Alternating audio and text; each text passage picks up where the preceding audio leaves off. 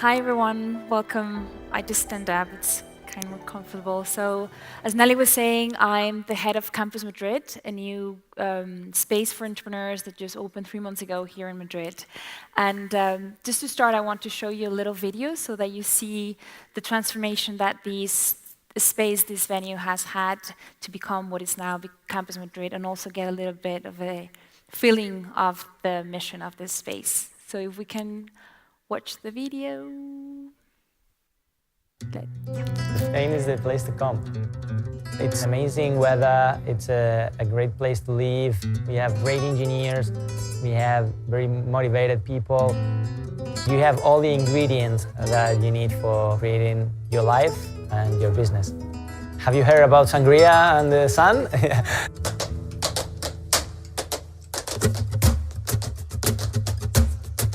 Madrid has incredible companies that are growing very fast that the world doesn't know yet about.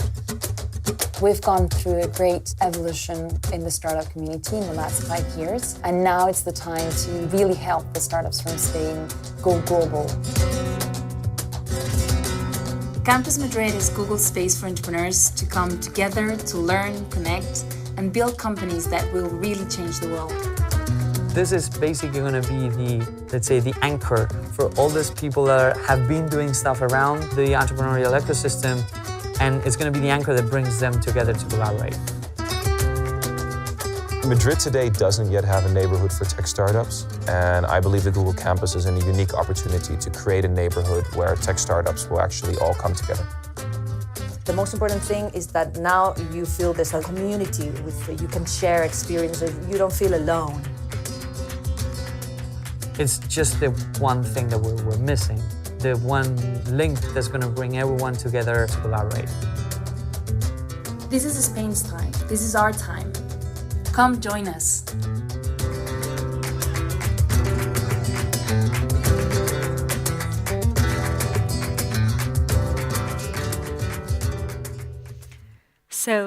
Well, first of all, now get the slides. I'm not a facility manager, so when I got invited, and I thank CIFMers to invite me, I also had this, what am I gonna share? But I'll just gonna explain to you what Campus Madrid is more in detail, and then try to get some insights on how we're creating this space that fosters innovation and fosters entrepreneurship. So I don't know if we can get to the slides.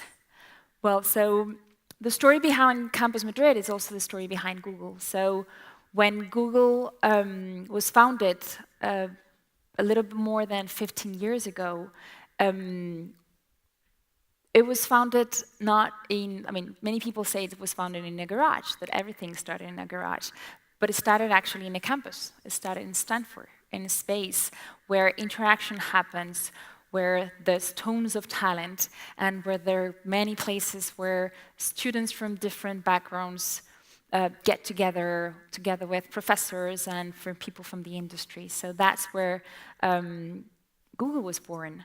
And 15 years afterwards, it's a company that, even if it has grown tremendously, it hasn't forgotten how important ideas are, how key innovation is, and how the environment in which people are is the key to actually foster this innovation and foster this ecosystem. So I'm seeing that I'm going to have to improvise.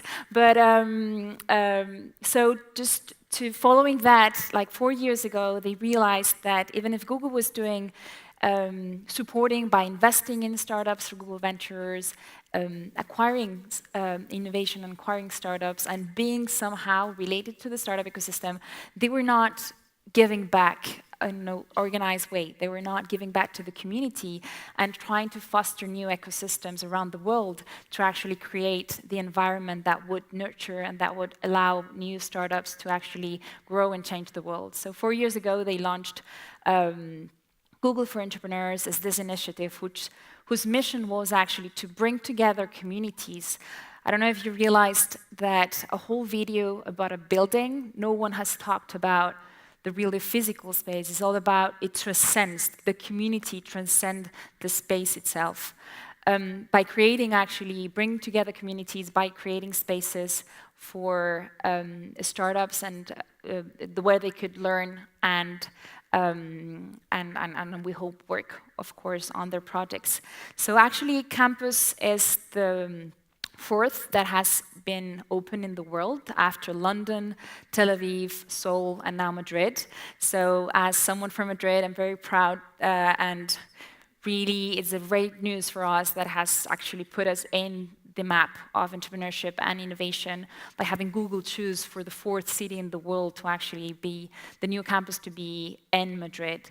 So Campus Madrid is this physical space in which entrepreneurs can feel home, as a home for the new entrepreneurs, where they can learn through the education programs that we organize.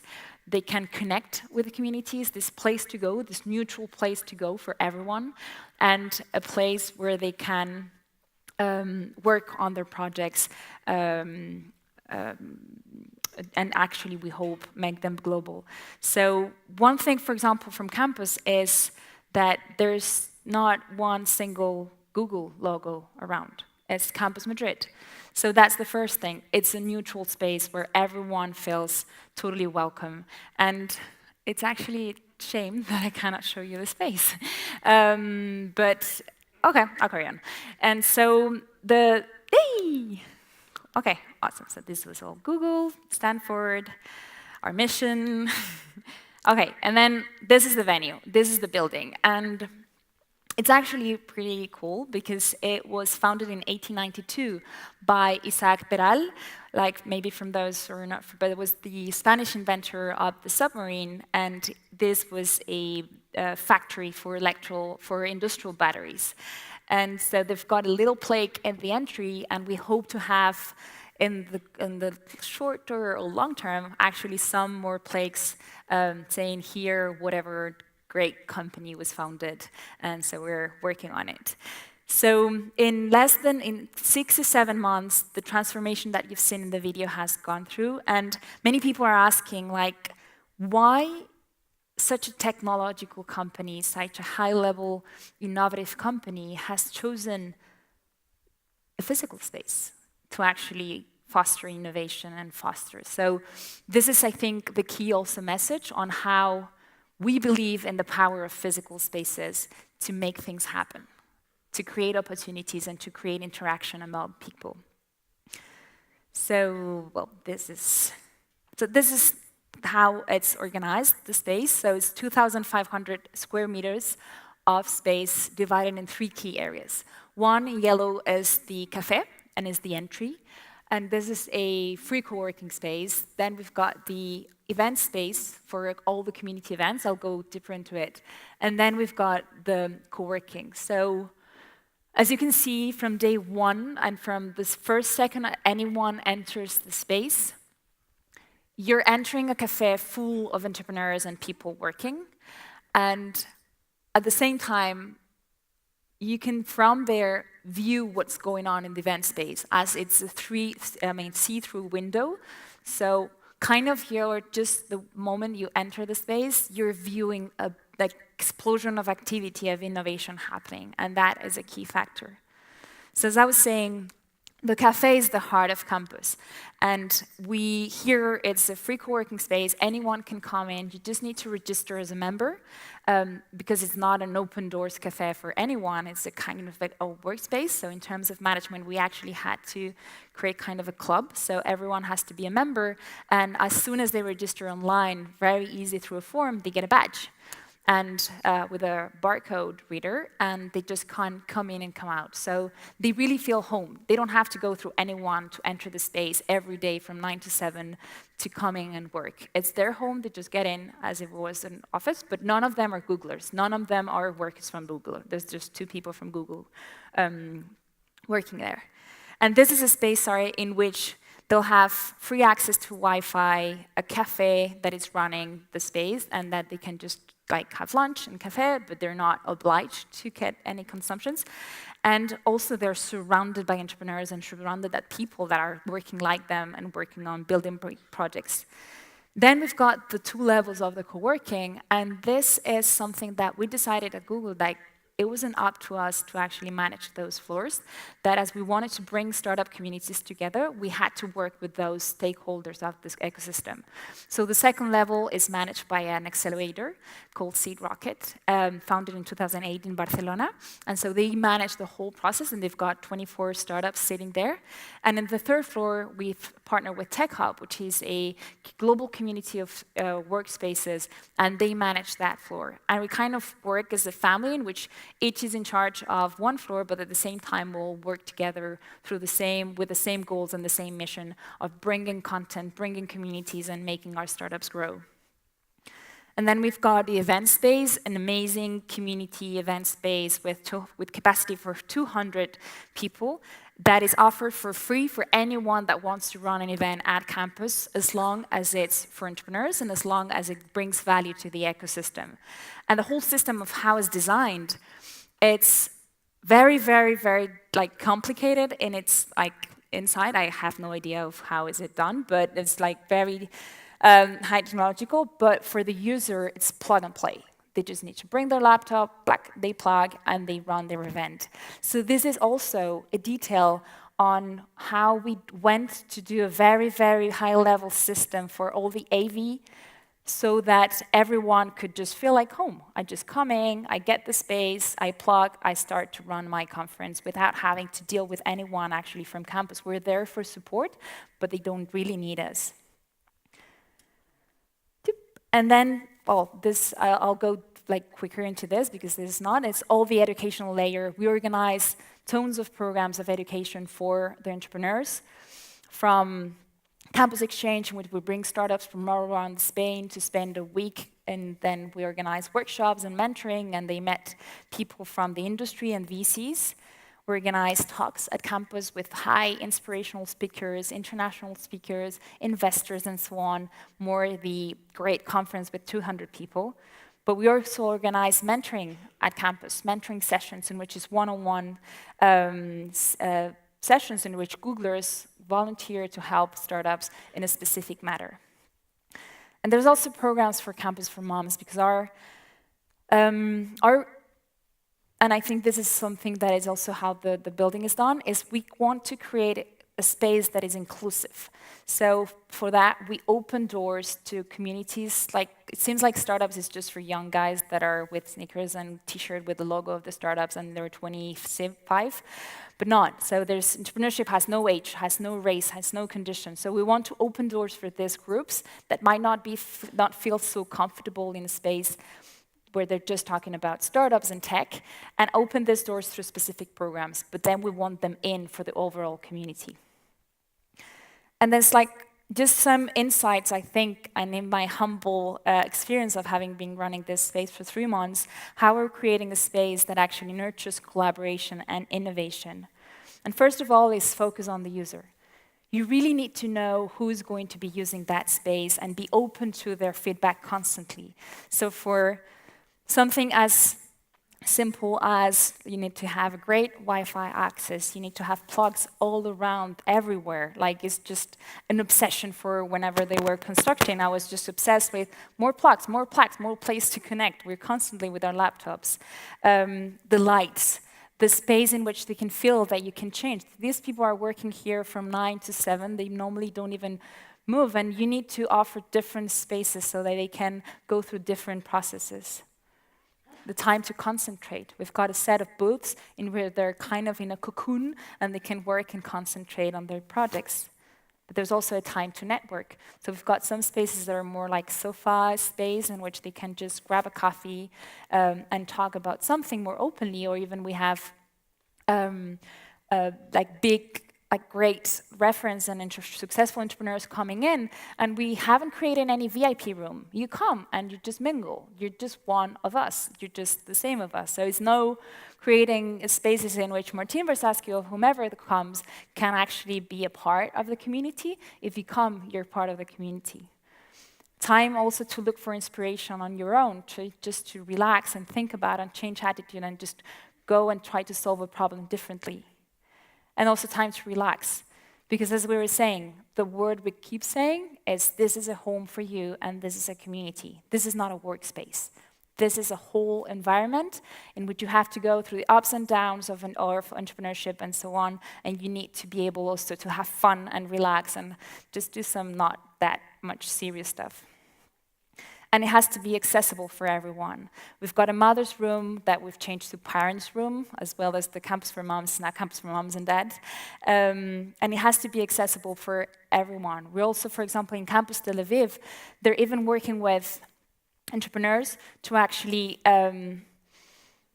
help the app developers work together with people with vision diseases, like blind people, to actually help them build the applications so that they're more accessible to people that can't see. In this, you also have to think of how can this, like people that are come with their kids will work. So we're adapting the space constantly because Campus London was founded 3 years ago, and it was much more scrappy. It was the first one. They said, like, let's just try. And this one, the building is amazing, it's historic, the whole like architectural design was amazing, the furniture, everything was so. But at the same time, it was kind of too beautiful. It was not as scrappy enough. We needed to get some room for the people that were in it, for that community to feel that it was there. I mean, I don't know how of you, when you move to an apartment, you want to actually build it the way you would like to work, to live in. If you get to these apartments where everything is already set, you don't get to feel home. So that's why we're trying to get small spaces, like we've got a whole blackboard that gets a whole wall, and everyone is writing in it. We're asking, like, what do you need? How do you want, like, how would you adapt the space so that you feel that this is a little bit yours, that is not just Google saying this is what you need. Just add them and be open for feedback. Mother's room. And it's also creating not for serendipity and spaces for communication. Again, highly technological. We've got a community board, and it works very much. It's just people saying, I'm looking for on one side, I'm offering. And we've already have 5 startups that have found talent through this Blackboard, just to post it saying, I'm looking for a CTO, I'm looking for a programmer. And on the other side, people that have offered advice, or that have offered services, or that have offered, I am looking for a roommate, and that I've found.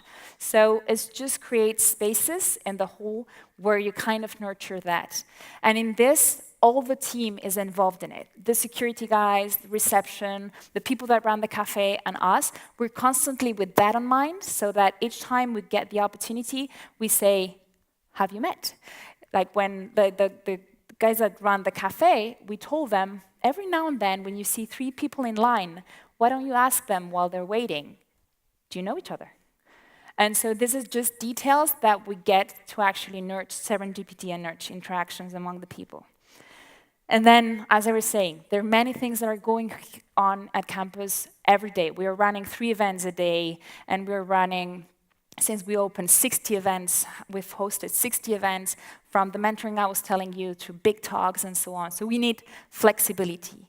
The space can be adaptive to different things that we need, and we keep changing it and trying to make it as adaptable as possible for the different needs of our users.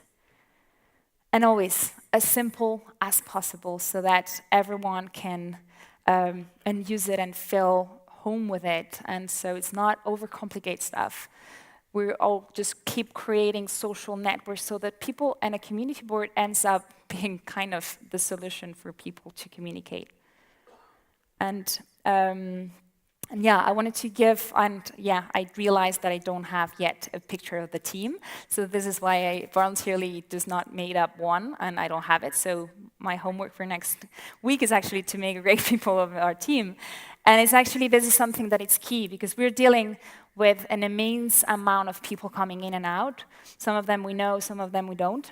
And we've had to adapt to tell the guys from security that they've got their focus on, I need to make this space secure, but at the same time, I need to make this space as homey and as welcoming as possible. So it's really working with each one of the part of the teams to actually adapt to this new and totally innovative workspace, so that they feel part of it and they're trying to be as welcoming without forgetting that it has to be secure, of course.